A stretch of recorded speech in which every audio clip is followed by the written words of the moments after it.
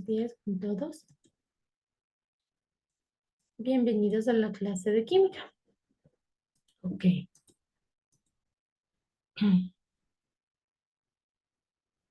Ok, como nos mencionó Freddy, vamos a continuar realizando los refuerzos y el cuestionario se les enviará a lo largo del día, por favor. Ok. Bueno, hoy vamos a empezar desde los oxoácidos, ¿sí? Los oxoácidos son las combinaciones binarias del hidrógeno con halógenos y calcógenos y estos son ácidos excepto el agua. Aquí tenemos la fórmula general de un oxoácido, es decir, aquí tiene un hidrógeno, tiene un oxígeno y este X es el elemento no metálico metálico con número de oxidación positivo. En cuanto a la nomenclatura sistemática funcional, nosotros vimos la anterior semana que tenía que la palabra ácido al frente siempre comenzaba con la palabra ácido. De igual manera se podía hacer referencia al número de átomos que este compuesto tiene. Por ejemplo, aquí tenemos un ácido heptaoxodifosfórico. Aquí tenemos un ácido tetraoxomangánico, haciendo referencia al cuántos oxígenos cuente, cuántos fósforos, cuántos hidrógenos de igual manera. Aquí tenía también el número de oxidación. Cuando nosotros utilizamos las terminaciones oxoeico, se utilizan para los elementos que tienen valencia variable, ¿sí? Teníamos aquí el cuadrito, en donde este cuadrito ya lo revisamos para cada uno de los compuestos, cómo se llama, y para cada uno también de las valencias que estos pueden tener. Ok. ¿Cuáles son las reglas para formular los oxoácidos? Pues debemos tener en cuenta que los sufijos tanto oxo e ico, los prefijos hipo y per, nos informan el número de oxidación del elemento central. Los prefijos meta y orto indican la existencia de menos o más hidrógenos y oxígenos, así como el prefijo dice se utiliza cuando el número de átomos del elemento central es el doble del que nosotros esperamos. En los ácidos en que no se utilizan el prefijo di, se cumple que si el número de oxidación del elemento central es impar, el número de hidrógenos en la fórmula será impar. Y si el número de oxidación del elemento central es par, el número de hidrógenos en la fórmula tiene que ser par. En cuanto a la función de los ácidos, podemos ver que están presentes en casi todos los elementos que se utilizan para elaborar los productos de aseo personal. Asimismo, también están presentes en los shampoos, en las pastas, en los acondicionadores de cabello y resultan imprescindibles. De igual manera, resultan imprescindibles en muchos productos de aseo personal, de maquillaje, de belleza, y de ahí su importancia en el desarrollo de las industrias. También son usados en algunos alimentos. Los ácidos oxoácidos también tienen un gran uso industrial, que como el ácido nítrico sirve para fabricar abonos, colorantes, plásticos, entre otros. Y el ácido carbónico, por el contrario, se usa en jardinería, gaseosas, helados, en alimentos congelados. Y el ácido sulfúrico se utiliza en la fabricación de fertilizantes, detergentes, entre otros. ¿Sí? Vemos que estos ácidos son muy utilizados. Los más conocidos, pues sí, son el ácido carbónico, el ácido sulfúrico, el ácido nítrico, etcétera. Tenemos aquí nuestra función sal, la cual llamamos sales a los compuestos que son el resultado de la unión de un catión, cualquiera con un anión de hidrógeno, con un hidroxilo y nuestro oxígeno. Tenemos aquí las sales halógenas neutras, que es la unión de un hidróxido más eh, un ácido binario, ¿sí? Tenemos aquí el hidróxido de sodio más el ácido clorhídrico, que nos da aquí. Vamos a hacer este hidrógeno con este OH se va a formar mi agua y sobra el cloro y forma mi sodio. Se unen estos dos formando mi cloruro de sodio. De igual manera aquí el hidróxido de calcio con nuestro ácido clorhídrico se va el hidrógeno y el oxígeno se van a formar mi agua. Y el cloro y el calcio se vienen a formar cloruro de calcio. ¿Sí? Aquí, por favor, recordar cómo se forman estas sales halógenas neutras. En la nomenclatura tradicional, el nombre del no metal con la terminación uro seguido del no metal. Si tiene más de una valencia, utilizar los prefijos oso e ico, ¿sí? Por ejemplo, aquí tenemos el bromuro cobaltoso. En el stock, el nombre del no metal termina de uro más el nombre del metal y en paréntesis el número de la valencia en números romanos. Y en la sistemática se utilizan los prefijos momo, perdón, es mono, no es momo, es mono para uno, di, tetra, etcétera, seguido del nombre del no metal con la terminación uro, por ejemplo, di, bromuro de monocobalto, di, yoduro de monotalio, etcétera. En las oxidales neutras, en las oxidales neutras, de igual manera, tienen la unión de un hidróxido más un oxoácido. Por ejemplo, aquí tenemos el hidróxido de calcio más el ácido sulfúrico. Aquí, ¿cuál se va entonces? De igual manera, se unen nuestros hidrógenos con nuestros hidroxilos, se unen para formar agua. Y ¿qué nos queda aquí? Nuestro radical sulfato más nuestro calcio. Entonces se forma sulfato de calcio. En cuanto a la nomenclatura, la tradicional, primero se pone la palabra ácido, cambiando la terminación oso por ito o oso por ito e ico por átomo, seguido del nombre del metal. Y si tiene valencia variable, la terminación del metal va a ser oso e ico, depende de la valencia. En esto colocamos el término oxo, procedido de los prefijos cuantitativos, luego el nombre del ion poliatómico terminado en ito o ato, seguido el nombre del metal y la valencia de este entre paréntesis. En cuanto a la sistemática, colocamos el término oxo precedido de los prefijos cuantitativos, el nombre del ion poliatómico terminado en ato, en vez de, por ejemplo, dice ácido sulfúrico, ahí ya se transforma a sulfato, y dice, por ejemplo, ácido no, cloroso, y ahí ya se transforma a clorito, ¿sí?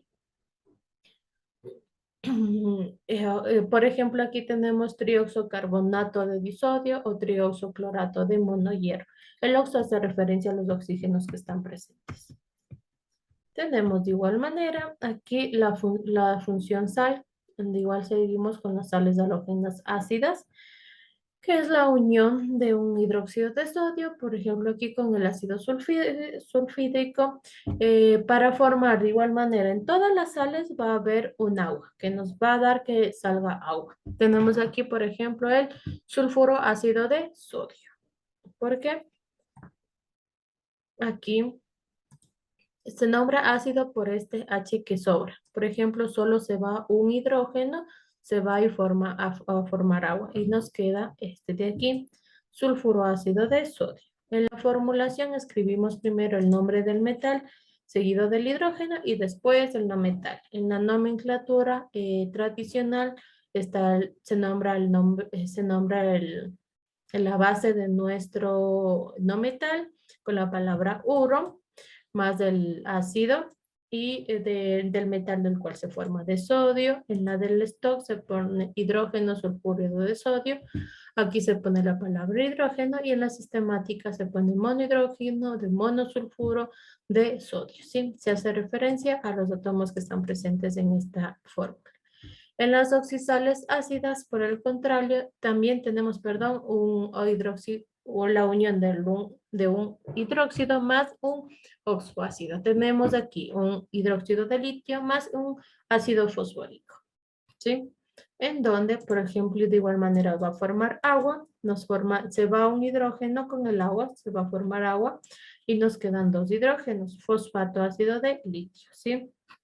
En la formulación, primero anotamos el símbolo del metal, seguido del hidrógeno y posteriormente el ion poliatómico. En la tradicional, por ejemplo, aquí va a ser el nombre del ácido, del radical, del ion poliatómico. Por ejemplo, aquí era un ácido fosfórico, ahora va a ser fosfato. Ácido de litio. En la del stock vamos a tener en cuenta los números, las valencias con las que actúan, y de igual manera se van a poner en romanos, en paréntesis, números romanos. Y en la sistemática se va a tomar en cuenta cuántos átomos hay de cada cosa. Por ejemplo, tenemos dihidrógeno, monofosfato de litio. Y en aplicaciones de estas oxidales ácidas se usan en la medicina, en la industria alimenticia y en la fabricación de productos de limpieza. Tenemos aquí los ejemplos que en las sales básicas, por el contrario, también tenemos las sales halógenas básicas. Tenemos aquí la unión del hidróxido de aluminio más del ácido clorhídrico, que nos da el cloruro dibásico de aluminio, ¿sí? Aquí, en cambio, se nos une el OH con el H y se nos va todos los hidrógenos. En la formulación, el símbolo del metal seguido del grupo hidroxilo y después del no metal. En la tradicional tenemos, por ejemplo, este se llama cloruro dibásico de aluminio, el stock hidróxido, cloruro de aluminio, y en la sistemática cloruro de aluminio. En las sales oxidales básicas tenemos igual la unión de un hidróxido con nuestro oxoácido. Tenemos el hidróxido de calcio más del ácido nítrico que nos da el nitrato básico de calcio. Y agua, en donde la formulación primero se pone el nombre del metal, seguido del grupo hidroxilo y después del ion poliatómico. En la nomenclatura esta es el nitrato básico de calcio, hidroxitrio nitrato de calcio y el hidroxinitrato de calcio. En cuanto a las sales dobles, son compuestos que resultan de la sustitución total de los hidrógenos del ácido por dos metales diferentes. Por ejemplo, aquí tenemos la sal halógena doble, en donde tenemos el hidróxido de litio más el hidróxido de sodio más el ácido clorhídrico. Ahí se unen nuestros tres compuestos produciendo cloruro doble de litio y sodio. El oxisal doble, de igual manera, tenemos hidróxido de litio, hidróxido de sodio, ácido clorhídrico. Aquí se nos unen todos formando un clorato doble de litio y sodio, ¿sí? Sales, en cuanto a las sales mixtas, tenemos las sales halógenas mixtas y las oxidales mixtas. Aquí solo estamos haciendo, para recordar, aquí solo estamos haciendo un refuerzo de lo que vimos, ¿verdad? ¿Qué hemos visto y qué no? Ok, en cuanto a la sal halógena mixta, tenemos aquí el hidróxido de aluminio más el ácido clorhídrico más el ácido sulfúrico, en donde se van a ir todos nuestros hidrógenos y nos va a dar el cloruro sulfuro de aluminio. En la oxisal mixta tenemos el hidróxido de aluminio, ácido cloroso, ácido sulfúrico, en donde nos va a dar un clorito, sulfato de aluminio, ¿sí? En cuanto a la función hidruro, son las combinaciones binarias del hidrógeno con metales, es decir, el hidrógeno se une con metales. El hidrógeno siempre actúa con número de oxidación -1 y la mayoría de los metales actúa siempre con un único número de oxidación. Hay compuestos especiales que el hidrógeno forma con la familia 3A y 4A. Por ejemplo, tenemos el amoníaco, la fosfina, la arsina y la estivina metanosilano con el grupo 4A. Aquí se pone primero el nombre del hidruro del metal que se ha unido. Por ejemplo, hidruro de sodio, hidruro de plomo. Siempre recalcando que las valencias variables terminan en ozoico dependiendo de las valencias. Y también en la nomenclatura stock se ponen el número de la valencia en números romanos y entre paréntesis. Aquí tenemos la función peróxido, en donde se definen como un superóxido, ya que contienen mayor cantidad de oxígeno que los óxidos básicos. Por ejemplo, aquí el óxido de cadmio más un oxígeno nos da el peróxido de cadmio. Aquí tenemos el peróxido de hidrógeno, peróxido de zinc, peróxido de cobre. En cuanto a los radicales, estos también son muy importantes, por favor. Tenemos aquí que los aniones y oxoaniones reciben el nombre de radicales. ¿Estos de dónde vienen? Pues vienen de nuestros oxoácidos perdidos completamente en nuestros hidrógenos. Tenemos aquí el nitrito, el nitrato, el sulfito, el sulfato, hipoclorito, clorito, clorato, perclorato, fosfito, fosfato, cromito, cromato, dicromato, etcétera. Sí, estos radicales ustedes tienen que familiarizar. Ok. En cuanto a la reacción química, esto no, perdón.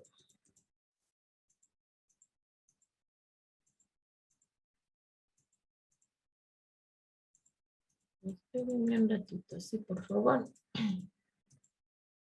Hasta encontrarles.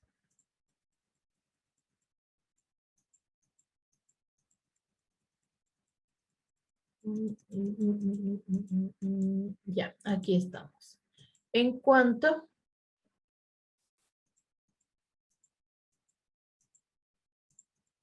ok, aquí. Y nos centramos también a lo que eran nuestros sistemas o nuestra química de disoluciones o sistemas dispersos. Ok, ¿qué es un sistema disperso? En la naturaleza no se encuentran las sustancias químicas en estado libre, sino estas están unidas a otras sustancias formando mezclas o también conocidos como sistemas dispersos.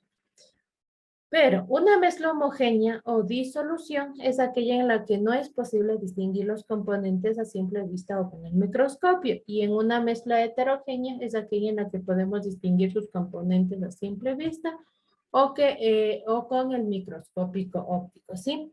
Estos sistemas dispersos se pueden entonces dividir en mezclas homogéneas y mezclas heterogéneas, ¿sí? En cuanto a las dispersiones coloidales, esta dispersión coloidal es una mezcla heterogénea que precisa del microscopio, que precisa del microscopio para distinguir sus fases. Una dispersión coloidal está formada por dos fases. Primero tenemos la fase dispersa, que es el componente que se encuentra en menor proporción y es la fase discontinua en forma de partículas. Y la fase dispersante, que es el componente mayoritario de la mezcla y constituye la fase continua. Y la fase dispersante normalmente es la fluida. Una característica de las dispersiones es que dispersan la luz, por lo que las partículas dispersas son visibles cuando el coloide está atravesado por un haz luminoso. Por ejemplo, imaginémonos nosotros en una habitación que está llena de polvo. Si llegan los rayos solares, nosotros podemos ver eh, estas partículas dispersas ahí, el polvo ahí, ¿verdad? Aquí tenemos, por ejemplo, las soluciones o disoluciones. ¿Qué son? Pues las disoluciones acuosas nosotros llamamos como disolvente. Tenemos dos partes. Tenemos el como disolvente y como soluto. ¿Sí? Tenemos esas partes en las disoluciones.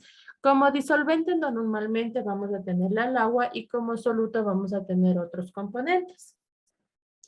Las propiedades de las disoluciones dependen de las que presentan los componentes, aunque en general la relación no es directa entre una y otra, sino pueden considerarse 9 tipos de disoluciones dependiendo del estado en el que se encuentran los componentes, ya sea en estado sólido, ya sea en estado líquido, ya sea en estado gaseoso.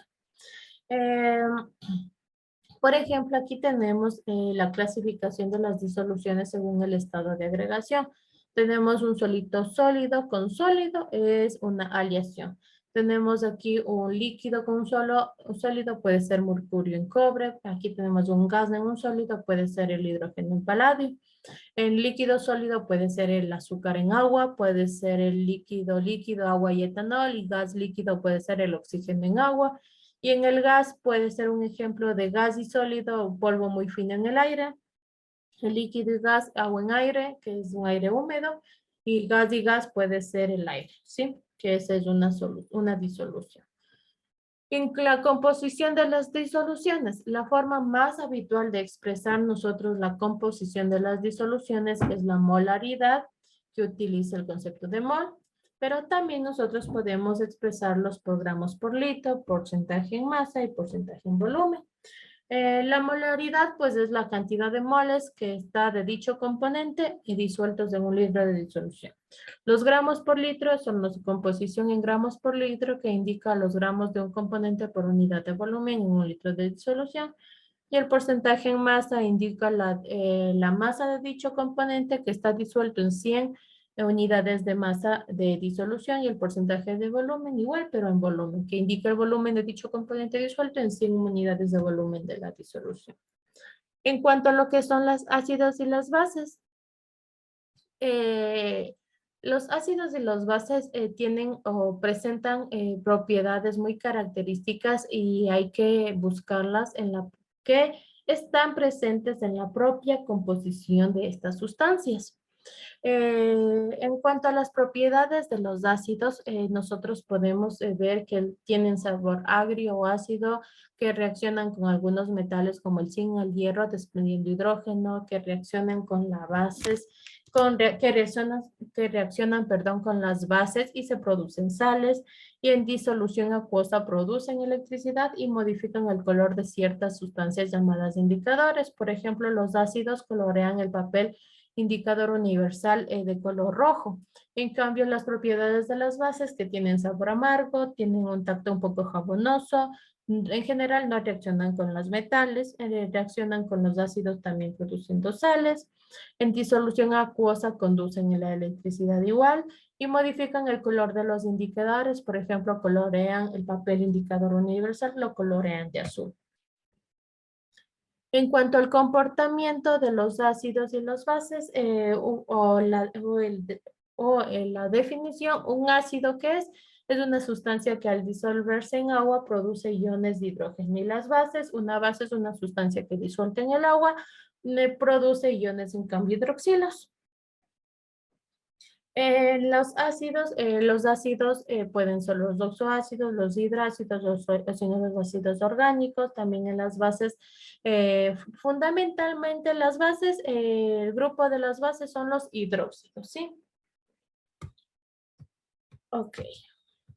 En cuanto al pH, el pH tiene gran importancia para determinar e interpretar el comportamiento de muchas sustancias en las reacciones químicas, tanto en sistemas orgánicos como en los biológicos. Perdón, inorgánicos como en los biológicos. El pH que nos da, pues nos da una medida de acidez o de basicidad de una sustancia. La escala del pH oscila entre 0 y 14 y una sustancia se considera ácida si está en un rango de 0 a 6,5, mientras una sustancia que se considera alcalina o básica se encuentra en un rango de 7,5 a 14. Y si nos encontramos en un rango de 6,5 y 7,5, estamos considerando que está en un estado intermedio y nosotros lo conocemos como neutro, pH neutro. Tenemos algunos indicadores que nos dan las sustancias o que nos dan el pH de una sustancia. Por ejemplo, el azul de bromotimol es un indicador que al añadir unas sustancias de una disolución ácida se torna de color amarillo, pero si nosotros añadimos una sustancia básica se forma azul. La fenolftaleína, en cambio, de igual manera es un indicador que si nosotros ponemos una solución ácida, esta no adquiere ningún color, pero si nosotros ponemos una sustancia básica, se va a transformar en un color o va a tomar un color rosa intenso. En el papel indicador universal, nosotros podemos ver que si pone una sustancia ácida, este adquiere un color azul, rojo oscuro. Y si nosotros ponemos en este papel indicador universal una sustancia básica, se va a tornar un color azulito.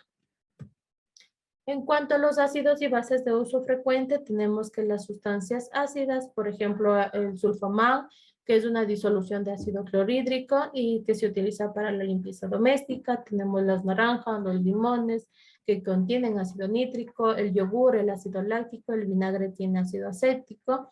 En cambio, en las sustancias básicas tenemos, por ejemplo, la leche de magnesia, que es una solución de hidróxido de magnesio, que se emplea como laxante y antiácido, entre otras.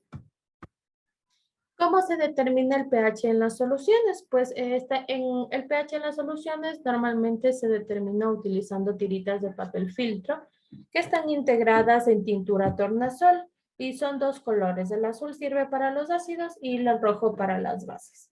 El papel universal también es otro indicador y es mejor que el papel tornasol. Esta tiene una escala policromática y cada color está relacionado a un pH, ¿sí? Es bastante confiable y tiene alta precisión. Las soluciones también indicadoras, en especial la fenolftaleína y la aliantina, también cambian con el color con un pH determinado y estas son utilizadas en las titulaciones. Y los potenciómetros también que se denominan medidores de pH, miden el pH por medio de la conductividad eléctrica y a esta energía eléctrica se transforma en mecánica y es medida en un galvanómetro. Tenemos aquí una escala o varios colorcitos, ¿verdad? Que nos muestran aquí varias sustancias de acuerdo al pH que puede tener mi sustancia. Por ejemplo, tenemos los desechos de ácidos mineros, tenemos el ácido de la batería. Por ejemplo, tenemos que la sangre tiene un pH de 7,4, que una piel sana tiene un pH de 5,5. Tenemos que, por ejemplo, la cerveza tiene un pH de 4,5. La leche tiene un pH de 6,5. ¿Sí? Que podría considerarse como neutro. En cuanto a lo que es la acidosis y la alcalosis, tenemos que estas tienen que ver con el funcionamiento de nuestro cuerpo y ambas son alteraciones metabólicas. A la alcalosis nosotros la observamos en el pH de la sangre, en el cual es menor de 7,35 y este defecto ocasiona que los riñones trabajan mal. En cambio, los alimentos alcalinizantes son los que le hacen bien al organismo y por lo tanto nuestro metabolismo mejora. Con el consumo de estos productos como las verduras, legumbres, frutas frescas, agua mineral, estamos aportando a nuestro cuerpo todas las vitaminas y energías y que nosotros necesitamos para un buen funcionamiento. ¿Cómo se neutralizan estos ácidos y estas bases? Pues la neutralización es la reacción de un ácido con una base o hidróxido para formar una sal.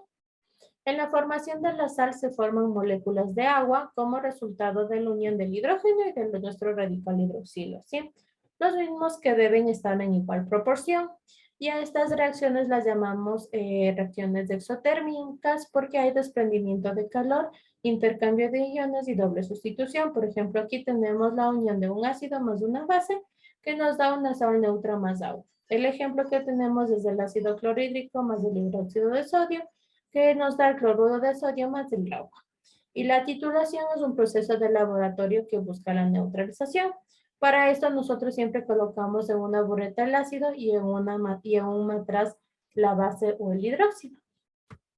De igual manera, les di parte de, esto no está dentro del módulo, pero se utiliza en el siguiente nivel. Por ejemplo, tenemos lo que es masa atómica y molecular, que la masa atómica relativa de un elemento es la masa media de un átomo de este elemento expresados en unidades de masa atómica.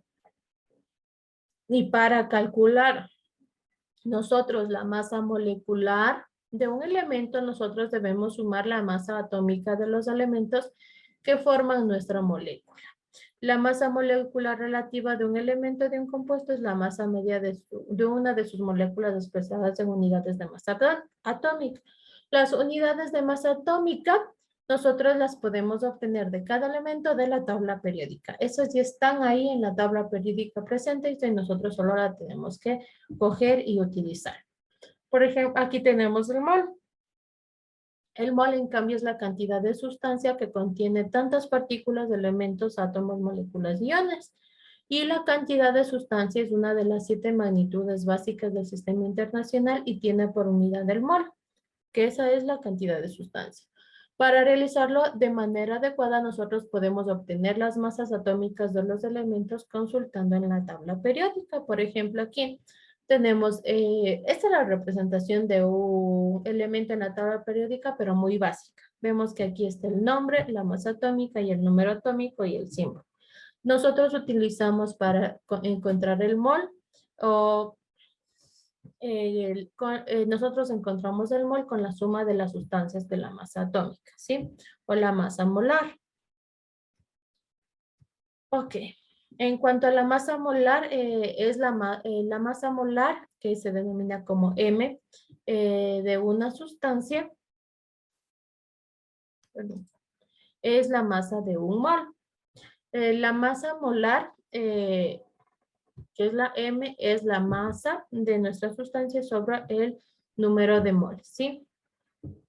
Esta proviene del latín masa, en el sistema internacional tiene como unidad el kilogramo, si son sustancias muy grandes o si tenemos en gran cantidad, ¿sí? Si nosotros vemos, por ejemplo, el ácido sulfúrico, nosotros debemos sumar, por ejemplo, el ácido sulfúrico tiene dos hidrógenos, tiene un azufre y tiene tres oxígenos, si no me equivoco. Tenemos que multiplicar cuántos hidrógenos tenemos por la masa de ese hidrógeno, y ya, y más la masa del azufre y más la cantidad de átomos del oxígeno por cuánto pesa el oxígeno, y ahí nosotros sumamos todos y tenemos ya nuestra masa molar, ¿sí? Bueno, bueno, pues esto sería todo por el día de hoy. El cuestionario les estaré enviando a lo largo del día. Por favor, tener paciencia. De igual manera, les deseo que aprovecho para desearles que tengan una bonita Navidad, que compartan con su familia, que pasen muy bien en este día, ¿sí? Voy a tomar una captura de las personas presentes. Por favor, si me ayudan encendiendo sus cámaras, les agradezco mucho. Muchas gracias a todos por estar presentes el día de hoy. Que tengan una feliz Navidad. Voy a proceder a cerrar la sesión.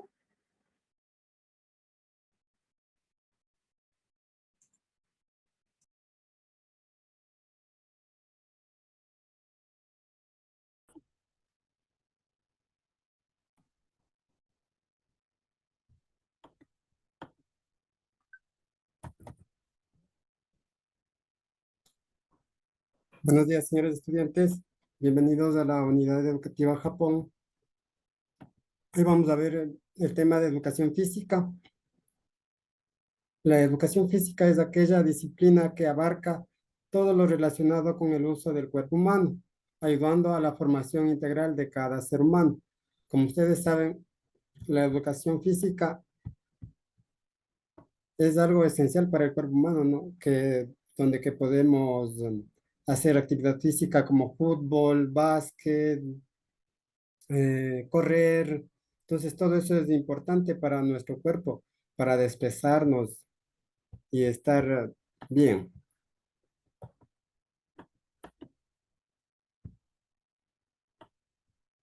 El deporte ha demostrado ser un área fundamental en nuestras vidas. No solo nos ayuda a mantener una buena salud física y tomar rutinas saludables en nuestro día a día, sino que garantiza que nuestro ánimo también mejore. Esto se debe a que su realización nos ayuda a liberar grandes dosis de estrés e incluso canalizar el exceso de energía de las personas de la casa. Aprender a practicar un deporte es algo realmente positivo sin importar la edad que se tenga, y para los niños es algo accesible gracias a la educación física. Como ustedes saben, a veces estamos muy estresados y ¿qué nos dice el doctor?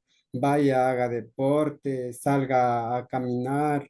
Entonces, eso nos ayuda a nosotros a desestresarnos, ¿no? El deporte nos ayuda a quemar grasa sobre eso del cuerpo, a estar físicamente bien. Una persona que no hace ninguna actividad física eh, tiene sus músculos débiles. Entonces, para nosotros estar bien, desestresarnos, de estar con nuestro cuerpo bien y todo eso, tenemos que practicar algún deporte, un básquet. Si nos gusta el fútbol, puede irnos al fútbol. Un fin de semana, ¿no? En el parque no es necesario entrar a algún campeonato para practicar el deporte. Nosotros podemos ir con la familia, llevamos nuestro balón y podemos jugar en los parques, ¿no? Jugar un básquet ahí con la familia, desestresarnos con la familia. Entonces, Esto nos ayuda, el deporte, la educación física, que es el deporte es parte de la educación física y nos ayuda a nosotros a desestresarnos de algo que tengamos. La educación física en los colegios se ha convertido en una asignatura ideal para muchos, ya que permite aprender distintas disciplinas como baile. Ustedes, si es que les gusta bailar, también pueden ir a bailar. Ahora que hay la rumba terapia y todo eso, ustedes pueden aprender a bailar. O si no, sanamente irse a una discoteca, si es que también ahí se puede bailar, claro, no, pero no abusar del alcohol y nada, si es que a ustedes les gusta bailar. Baloncesto, el básquet, pueden jugar, como yo dije, ir un domingo con toda la familia, jugar, fútbol sala. De hecho, todo esto ayuda a la tendencia a una vida sedentaria e incluso le sirve para fomentar buenos hábitos como el trabajo en equipo, ¿no? Como ustedes saben, en el fútbol o en el básquet, todo es, si es que uno es individualista, a veces le sale bien, pero si es que le sale mal, o sea, en el deporte es el trabajo en equipo, ¿no? Hay que pasar, hay que jugar, hay que subirle el ánimo a las personas que están dentro del equipo. Entonces, esto, lo que es practicar un equipo también, o sea, que es practicar un deporte nos sirve para el trabajo en equipo, para aprender a trabajar en equipo, ¿no? Muchas gracias, señores estudiantes. Em, que tengan un buen fin de semana. Esto es la clase de educación física. Me despido. Pueden, pueden salirse y que tengan un buen fin de semana. Muchas gracias.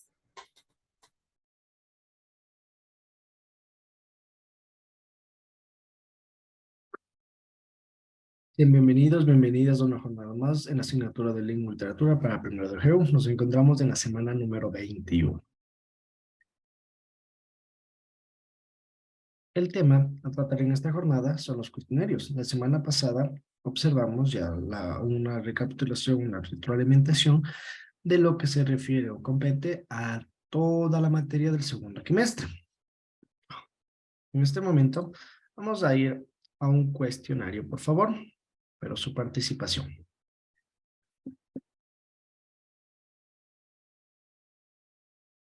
¿no? Vamos recordando cada uno de los temas, vamos hablando de eso. ¿A qué nos conlleva?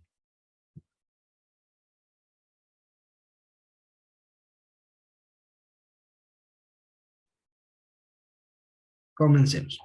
1. Selecciona la respuesta correcta.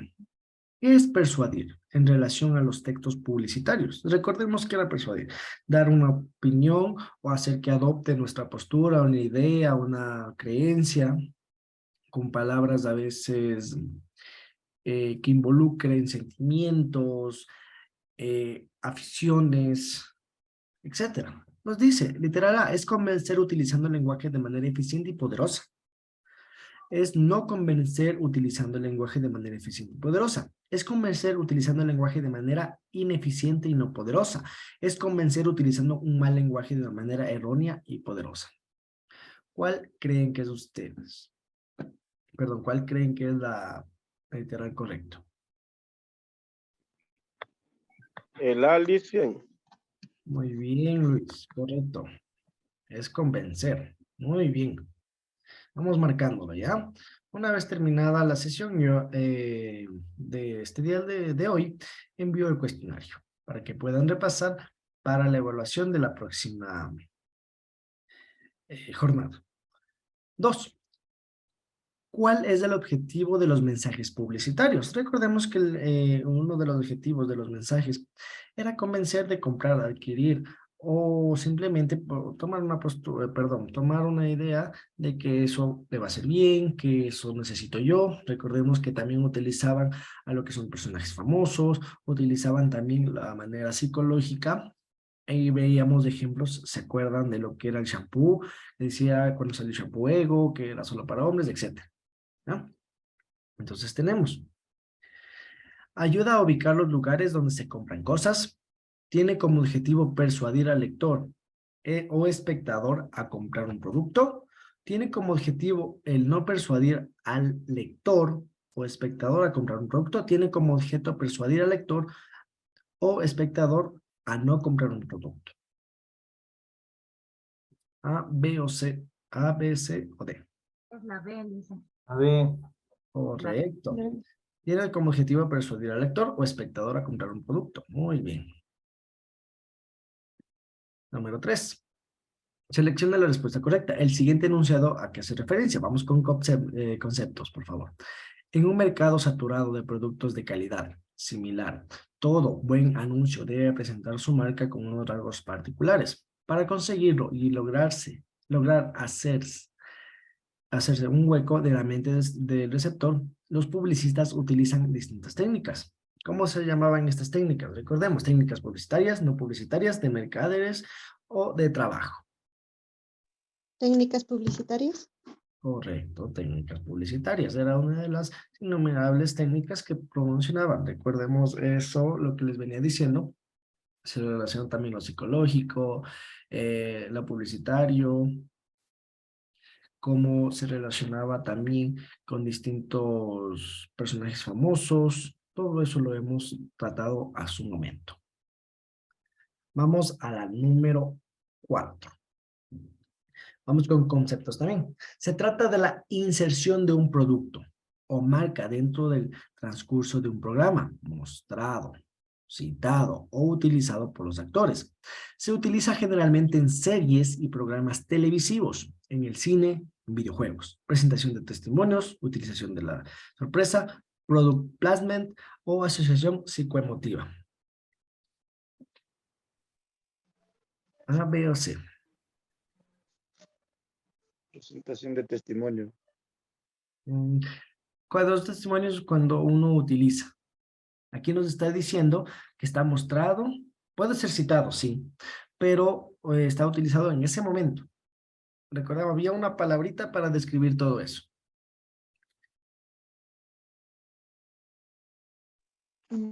La B. No, la utilización sorpresa, no. La, la C, Liz. Es la D, Lice.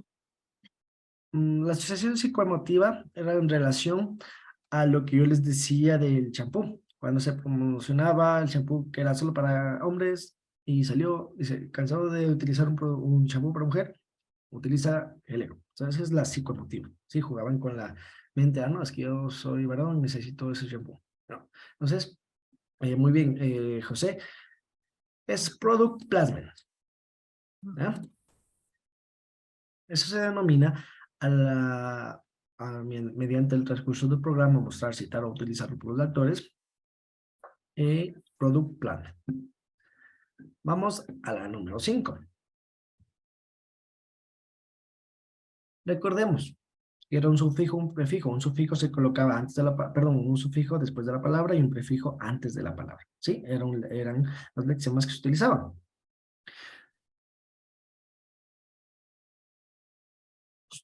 Sufijo. 1. Son morfemas derivativos que se anteponen al lexema. Recordemos que el lexema es la palabra base en las cuales se utilizan los morfemas, que son sufijo y prefijo. Se colocan detrás del lexema y pueden tener distintas funciones. Se colocan en medio del lexema y pueden tener distintas funciones. Una, por favor. A, B, C o D. Sufijo se coloca en medio de sufijo.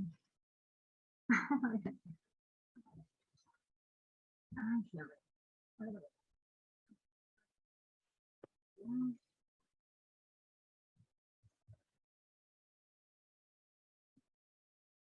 No debería ir más acá abajito. Ahí.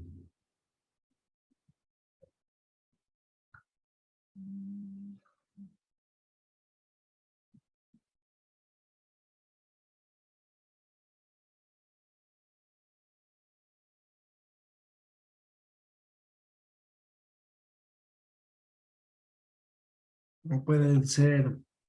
La A sería, Lice. Muy bien. Él les iba a dar ejemplos para ayudarles, pero muy bien.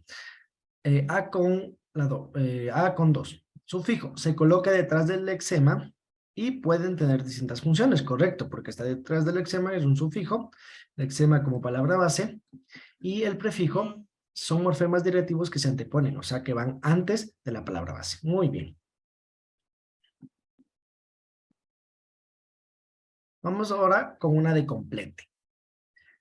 La es un texto a mitad de camino entre los textos informativos y los de opinión, en el que el autor informa acerca de un hecho actual de interés y al mismo tiempo lo valora exponiendo su, que recordemos aquí hasta un deber hicieron de esto. Recordemos cuál era.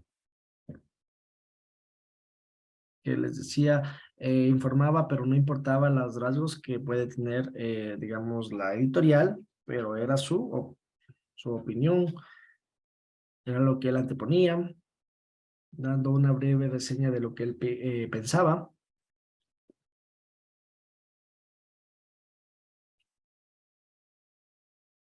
La B creo que era el C. Correcto.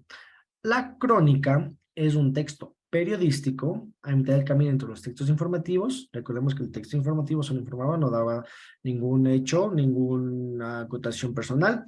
Y los de opinión simplemente son lo que él piensa, perdón, él o la autora piensa.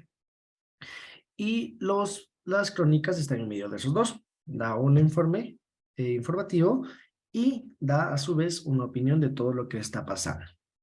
Y además, bueno, ya les digo, o sea, da su valoración. Entonces, es la número, perdón, es literal B. Continuamos. Selecciona la respuesta correcta. ¿Qué se añade si la obra tiene más de 3 autores? ¿Se acuerdan cómo era? Cuando vimos técnicas bibliográficas, o la bibliografía, o las citas. ¿Qué se añadía? ¿Cómo era? Et al, abreviatura de et ali y otros, solo se pone otros, se colocan los nombres de todos en todo el documento, ostec lu, abreviatura y otros. ¿Cuál era?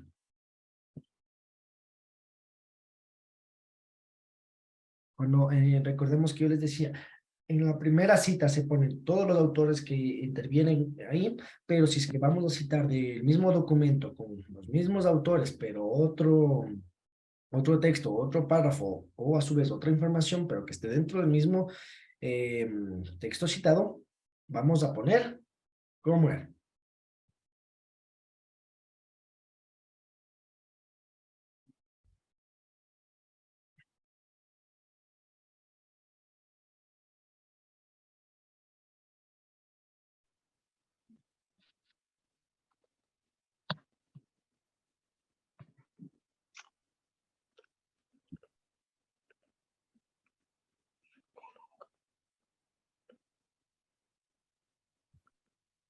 La D, Licen. Teclu, no, no es la abreviatura. La C, Licen. Se coloca el nombre de La C. todos en todo el documento. No, aquí lo que vengo y repito lo que les dije. Es la A. Correcto. Porque en la primera cita sí se pone el nombre de todos. En la primera cita sí. Pero si vamos a seleccionar otra vez mismos autores, mismo texto, mismo, digamos, hasta la página, pero en diferentes párrafos, diferentes ideas, se coloca la segunda cita, la segunda referencia bibliográfica, et al, abreviatura y lo demás. Ahí vendrá el nombre del libro, el año de publicación, etc. ¿Listo? Vamos con la siguiente. El siguiente enunciado que hace referencia, vamos a otro concepto. Es una parte fundamental en todo trabajo académico. Consiste en una lista ordenada alfabéticamente de las fuentes consultadas para confeccionar el trabajo, tanto los que se citan explicando explícitamente como los que han consultado para su elaboración. ¿Cómo se llamaba? Es una lista, dice, ordenada alfabéticamente. Es la C, Licen. Correcto, es una bibliografía. Vamos a la siguiente. Seleccionamos la respuesta correcta. El siguiente enunciado a que hace referencia a otro concepto. Ya has escogido el tema. Además, has elaborado un plan. Solo queda redactar el texto definitivo. Es necesario que desarrolles los apartados y los subapartados del guión a partir de la información que has recopilado. Además, debes añadir una introducción y una conclusión. ¿Tendrá La relación B. Mande, mijo. la D? Me dijeron, La B, Lice. La B. producción de ideas. No es producción de ideas. Comunicación. Entonación, voz, significado. No. Es la A, dice. Búsqueda de información. Dice, hemos No. escogido el tema. Perdón, me olvidé. Estaba equivocada con la pregunta. Has elaborado un plan. Solo queda redactar el texto definitivo. Ya, aquí nos dice, ya inmediatamente nos dice la respuesta. Solo queda redactar el texto definitivo. Ahí nos dice la respuesta. Entonces es la D. No sé. Correcto. Es la D. Tenemos que ser un poco más minuciosos, por favor. Ya en la misma, el mismo concepto nos da la respuesta. Solo nos queda redactar, dice. Redacción del texto. Vamos con la 10. Vamos a un complete. La oral está acompañada de varios elementos que ayudan a que el proceso sea efectivo. La y la modulación de las palabras postizolas nos llevan el mensaje que el hablante tiene la intención de transmitir. Los enunciados verbales están acompañados de elementos paralingüísticos, es decir, no verbales, que complementan el de esas palabras. Es la B, dice. Muy bien. Muy bien. Es la B. Continuamos. Seleccionamos. ¿Qué debe hacer el lector antes de leer? ¿Sí? No interrumpas la lectura con asuntos ajenos. Familiarizarte con el ritmo y el tono del texto. Debes ser capaz de expresarlo con tu voz. Recalca con la intensidad de las partes más importantes del texto. Señala las pausas que marcan los signos de puntuación. Aquí tenemos la declamación o la oratoria. Ya nos acordamos de ese tema. Que les decía yo que era bueno tomarse las pausas, saber lo que vamos a decir, tener un dominio particular acerca del tema, tener un tono de voz. ¿Cuál era? A, B, C o D. La B. Correcto. Deben familiarizarse con cualquier tema que ustedes vayan a exponer. Deben hacerlo propio para que cuando lo hagan o cuando lo declamen o tengan una oratoria, a su vez, si es que se olvidan de algo, puedan decirlo con sus propias palabras. Número 12. ¿Qué debe hacer el lector durante la lectura? Ten preparado un guión de la exposición sobre la mesa. Haz una lectura silenciosa antes de leerlo en voz alta. Recalca con más intensidad las partes más importantes del texto. Ajústate al ritmo y le destaca las sílabas tónicas. Durante la lectura. No antes ni después. No sé. Correcto. Recalcar con más intensidad las partes más importantes del texto. Les decía yo que una gran ayuda es alzar el tono de voz. ¿Sí? Es decir, cuando vamos a decir algo importante, alzamos la voz, inmediatamente sabemos que eso es importante. Vamos a la siguiente. ¿Qué debe hacer el lector en la lectura expresiva? Cuidar la entonación de tu voz. Recuerda que debe variar según la sensación que quieras transmitir. Tristeza, pasión, enfado. Utiliza un tono de voz acorde con el grado de seriedad de tu exposición. Modula tu voz de modo que demuestres demuestres tranquilidad y naturalidad. Evita que tu discurso sea forzado. No interrumpas la lectura con asuntos ajenos.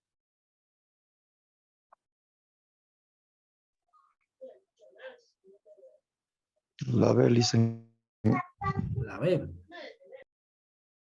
La La C. Aquí, La C, este está un dice, poco la C. difícil. Ya. Este está un poco difícil, ya que algunos, los literales se asemejan, pero vamos viendo, analizando, ¿ya? Modula tu voz de modo que demuestres tranquilidad y naturalidad. Evita que que tu discurso no suene forzado.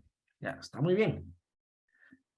Pero a su vez, sabemos que también debemos enfocarnos de acorde a cómo queremos transmitir. Si estamos transmitiendo alegres, si estamos transmitiendo algo serio, algo adoso, algo que engloba todo eso. Aquí solo estamos hablando del tono de voz. Entonces es la A. Correcto. La A está englobando todas las A, B, la B, está englobando la C y está englobando la D. Vamos viendo aquí cuál es la que más tiene que hacer el lector en la lectura expresiva. Expresiva, ¿sí? ¿Cuáles son las expresiones? Dependiendo. Aquí también entra lo que es el lenguaje no verbal.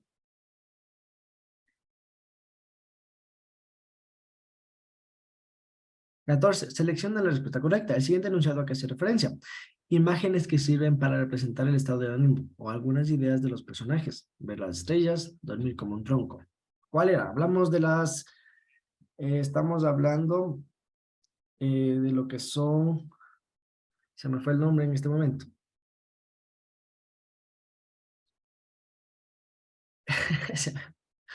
De las revistas de Condorito. Ay, se me fue el nombre en este momento. La C será la respuesta. No, no son las figuras cinéticas. Son las... La B. ¿Mandé? La B. La B, los recursos tipográficos. No. Vamos, la D, la D. Ah, la D, sí, los símbolos. Muy bien. Son imágenes que sirven para representar el estado de ánimo o algunas ideas de los personajes. Ver las estrellas, dormir como un tronco. Recordemos que era que le salía las zetas, ¿se acuerdan? Cuando estaba durmiendo, se le salían una zeta, zeta, zeta, zeta, zeta, o cuando se golpeaba salía como unos signos de interrogación, asteriscos, todo esto, o cuando decía malas palabras, ¿listo? Y se me va el nombre de estas revistas.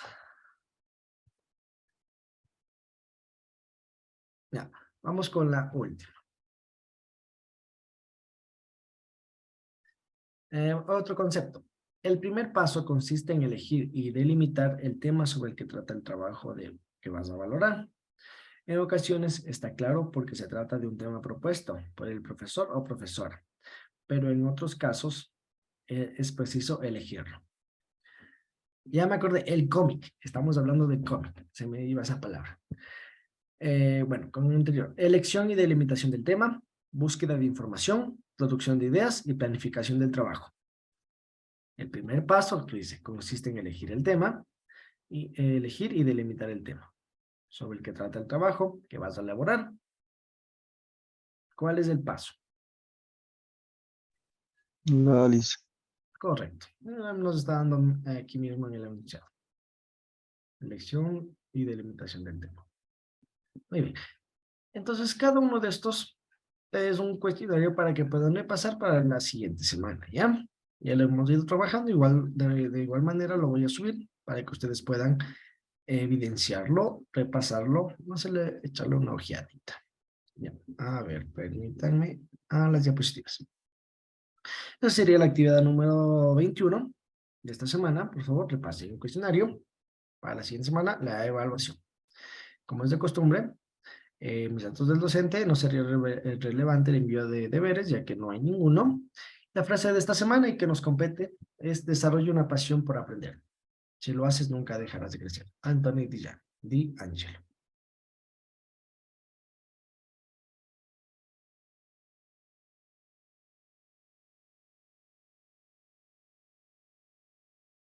¿Cómo están, chicos? Sean bienvenidos, por favor, a esta clase virtual correspondiente a la semana número 20, asignatura de matemáticas para el primer año de Bachillerato General Unificado.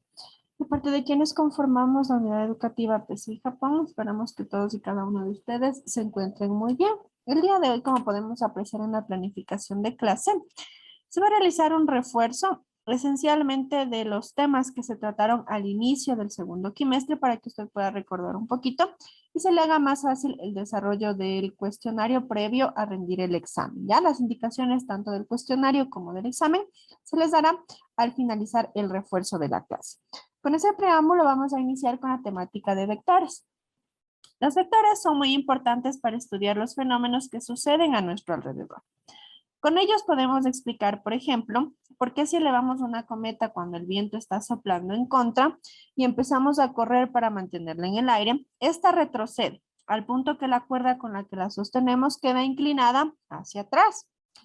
Sin embargo, hay magnitudes como la fuerza o la velocidad que para determinarlas completamente han de indicarse su módulo, dirección y su sentido. Ya vamos a ver la definición de estas tres palabritas. A estas magnitudes las llamamos magnitudes vectoriales y se representan mediante vectores. Para representar los vectores nosotros hacemos uso de las letras mayúsculas del alfabeto y les adicionamos un pequeño símbolo en la parte superior, es decir, se simboliza la letra mayúscula del alfabeto y se suele colocar una flecha en la parte superior, lo cual me indica a mí que estamos hablando o tratando con un vector. Un tipo de vectores son los vectores equipolentes. Dos o más vectores fijos son equipolentes si tienen el mismo módulo, la misma dirección y el mismo sentido. Previo a ello, ¿qué es el módulo de la dirección y el sentido? Cuando nosotros hablamos del módulo, hablamos de la medida que tiene en sí la línea de la flecha, ¿sí? ¿Cuánto mide esa línea? Ese es el módulo. El sentido es dónde va ubicada la flecha. Si la flecha va ubicada hacia arriba o hacia abajo, ya que me indica una dirección diferente. Es como cuando manejamos y en la calle me indica una vía y tengo una flecha. Sé que solamente puedo ir en ese sentido. Y si yo me voy al lado contrario, estoy en contravía y no estoy respetando el sentido. Lo mismo sucede en el vector. El sentido me indica a mí hacia dónde está yendo esa flechita o ese vector.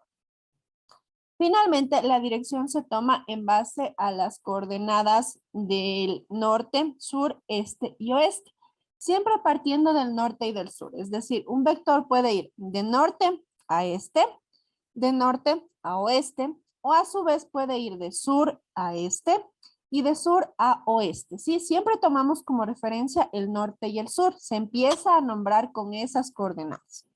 Los vectores fijos que determinan un vector libre, al ser equipolentes entre sí, tienen el mismo módulo, la misma dirección y el mismo sentido. El módulo de la dirección y el sentido de un vector me permite a mí representarlo gráficamente dentro de un plano cartesiano e identificar a qué dirección va.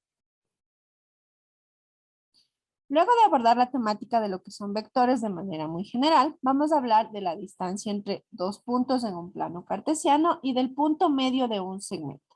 Inicialmente, ¿qué es la distancia entre dos puntos en el plano? Si dos puntos A con coordenadas x1 y y1 y B con coordenadas x2 y y2 del plano cartesiano, entre los dos puntos va a existir una distancia porque se encuentran separados dentro del plano. Observemos en la gráfica, tengo aquí el punto A y tengo el punto B. Los dos están ubicados en el plano, pero están separados por una distancia.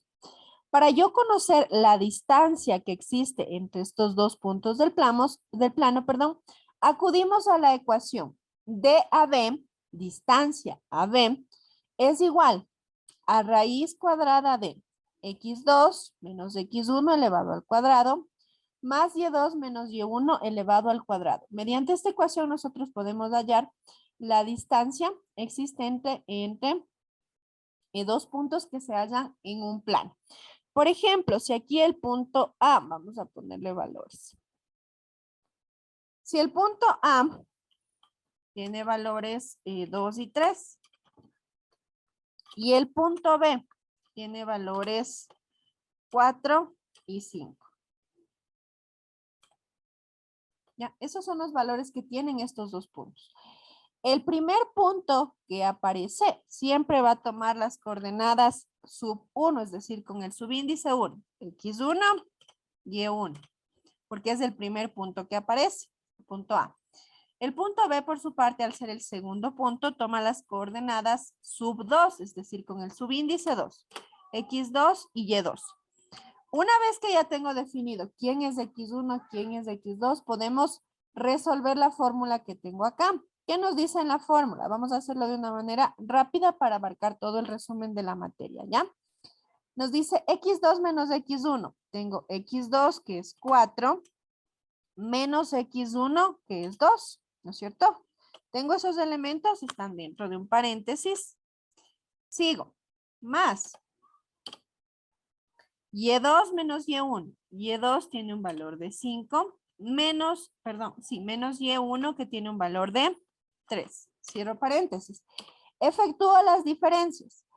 4 menos 2, 2.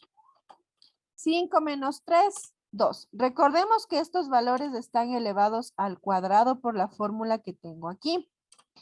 2 elevado al cuadrado me queda 4. Más 2 elevado al cuadrado, 4. Mi resultado sería raíz de 4 más 4. Si hallo los valores, 4 más 4, ¿qué valor me da? 8. Yo si deseo puedo dejarlo como tal ahí como raíz de 8 o podemos hallar el valor específico que nos daría 2.70 y algo, que sería la raíz de 8. De esa manera sé que entre A y B existe una distancia de 2, algo o de raíz de 8. De la misma manera, de manera similar, se trabaja para el punto medio del segmento, con la única diferencia de que al ser el punto medio de un segmento, las coordenadas yo las voy a dividir para 2. De igual manera, tengo 2 puntos en el plano cartesiano. Tengo el punto A y tengo el punto B. De igual manera, este punto A y este punto B se encuentran separados por una distancia. Pero ahora yo quiero conocer las coordenadas de este punto que se ubica justo en la mitad. El primer punto va a tener coordenadas de x1 y y1. El segundo punto, coordenadas x2 y y2. Para hallar el punto medio del segmento se resuelve la ecuación. x1 más x2 dividido para 2. Y y1 más y2 dividido para 2. Vamos a hacer el mismo ejemplo anterior que teníamos con los valores que ya vimos, que eran 2 y 3 me parece. 2 y 3. Y el punto B, que tenía valores 4 y 5. ¿Ya? Con esos dos puntos, de igual manera, el primer punto que aparece tiene las coordenadas sub 1, x1 y y1. El segundo punto que tenemos o que aparece tiene las coordenadas sub 2, x2 y y2. Listo. Con ese preámbulo ya puedo yo aplicar la fórmula. Para hallar x, ¿qué me dice que tengo que hacer? x1 más x2, dice que le sume. x1 es 2 y x2 es 4. 2 más 4 me da 6. Este 6 va dividido para 2. Si efectúo la división, 6 dividido para 2 me quedan 3.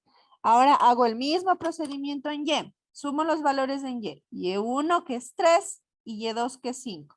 3 y 5, 8.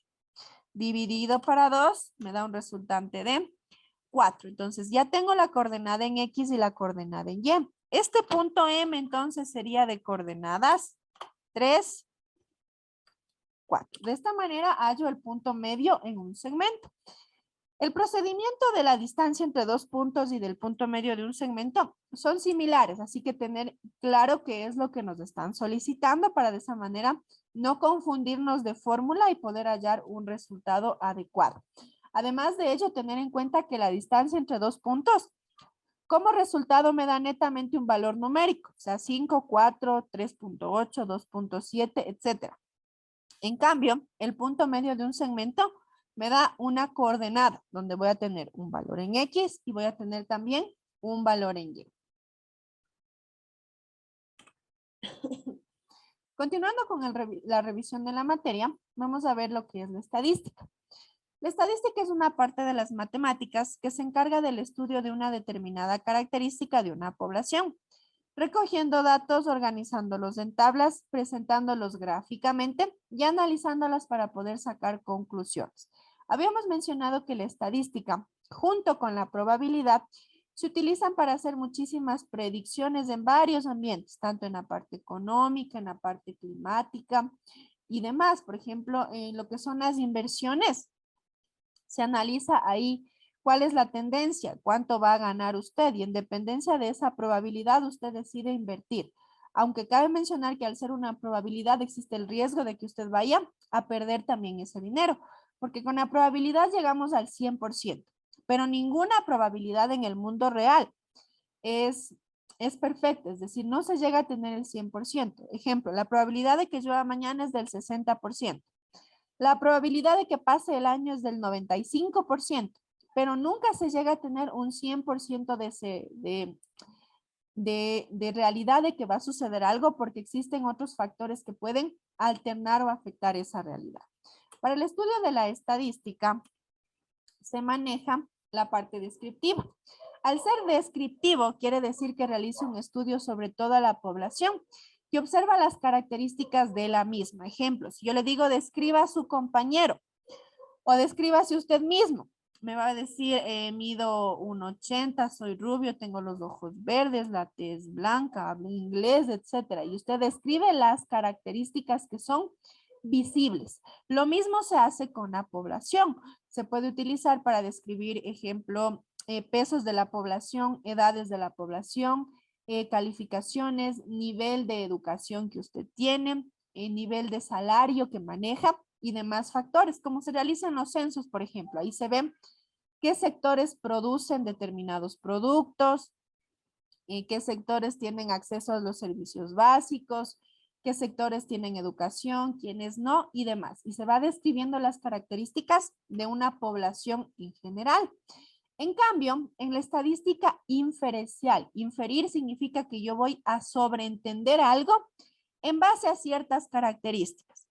Por ejemplo, si yo le digo, es un estudiante alto, de ojos verdes, que habla francés, que tiene la tez blanca. ¿A qué nacionalidad pertenece? Entonces, en base a las características que yo mencioné, puedo sobreentender si es de Francia, si es de Inglaterra, si es de África y demás factores. Entonces, inferir me permite a mí sobreentender una característica en base a un análisis que yo realicé de una muestra. ¿Qué es una muestra?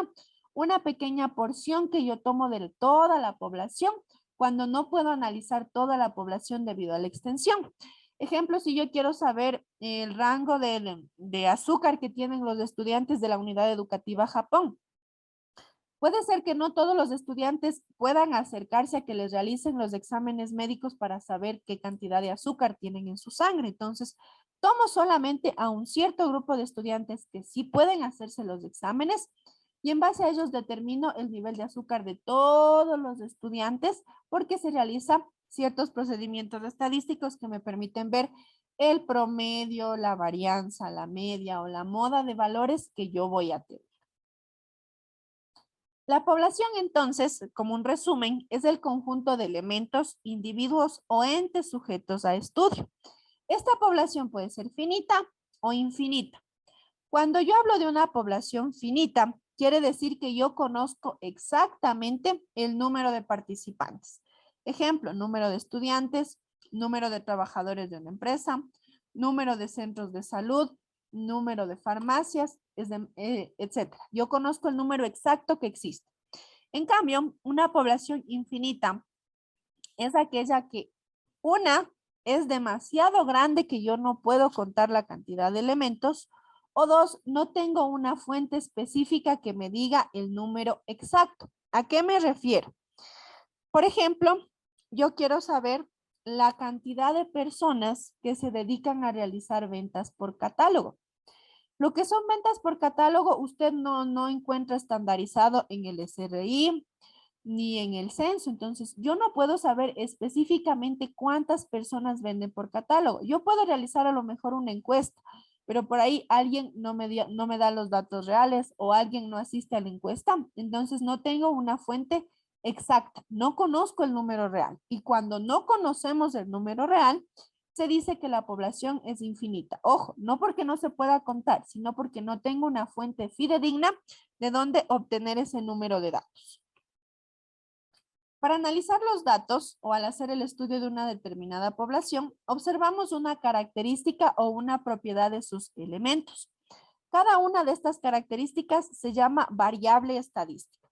Esta variable estadística puede ser cualitativa o cuantitativa. Cuando yo digo que es cualitativa, hablo de las cualidades. Estas cualidades no se expresan con números, sino con palabras. Ejemplo, comida favorita, color de cabello, película favorita. Únicamente estas variables cualitativas, las podemos diferenciar si son ordenables o no son ordenables. Ordenable, cuando yo puedo establecer un orden. Ejemplo, a nivel académico. Va primero, sin educación, educación primaria, educación secundaria, tercer nivel, posgrado, doctorados. Entonces, hay un orden que existe. En cambio, las no ordenables, por ejemplo, el color de cabello, no hay ninguna regla que me diga primero va el color amarillo, amarillo, luego el rojo, luego el negro, luego el verde, luego el morado. Ustedes saben que ahora se pintan el cabello de cualquier color. Entonces, estos datos no son ordenables porque no puedo seguir un orden. Lo que puedo hacer es ordenarlos únicamente de manera alfabética, pero no secuencial. Por su parte, las variables cuantitativas que vienen de cuánto numéricamente son aquellas que se expresan con un número. Estos números pueden ser discretos o continuos. Un número discreto es aquel que no tiene decimales. Ejemplo, ¿cuántos hijos tiene usted? Tengo 1, tengo 2, tengo 3, tengo 5, tengo 10, pero no tengo un medio hijo. No puedo tener 2.5 hijos o 4.6 hijos. No se puede. Tengo un número exacto. Ese es un número discreto, cuando no tiene decimales. En cambio, un número continuo es aquel que sí puede tener decimales. Ejemplo, el peso. Peso 120,5 libras. Mido 185.3 centímetros. Entonces, estoy estableciendo una cantidad decimal. Para nosotros trabajar con estos datos estadísticos, es importante conocer sus medidas de tendencia central y dispersión. Para ello, lo que debemos conocer es la frecuencia. La frecuencia me indica a mí cuántas veces se repite un determinado dato. Aquí tengo un ejemplo donde están las calificaciones de un grupo de 50 estudiantes. Estos estudiantes tienen una gran variedad de calificaciones. Para yo saber cuál es la frecuencia de una calificación específica, es decir, ejemplo, yo quiero saber qué frecuencia tiene la calificación 2.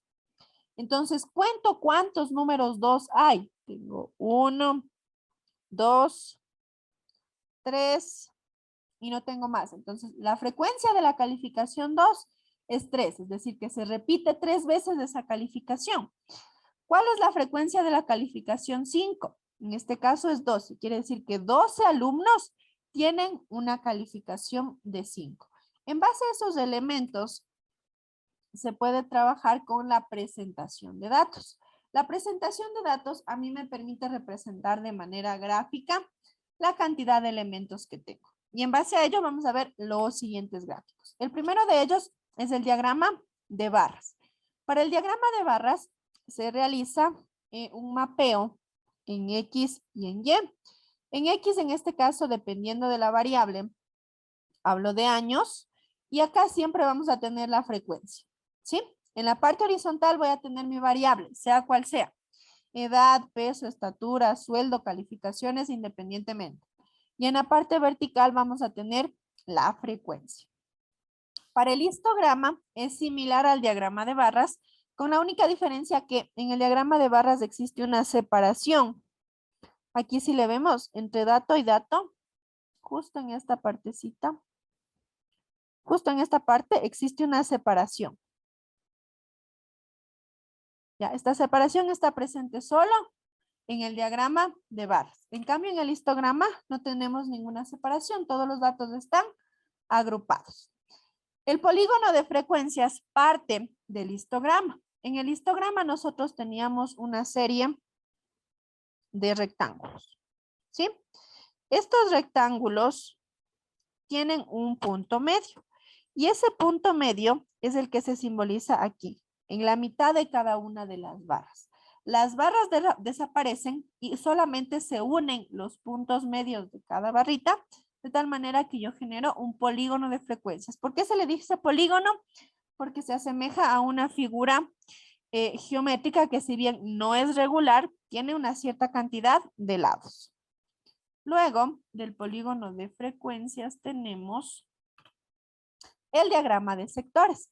Este diagrama de sectores o diagrama de pastel, que también se le conoce, me sirve a mí para representar porcentajes. Ejemplo, de todos mis estudiantes, el 48% tiene una calificación de 8.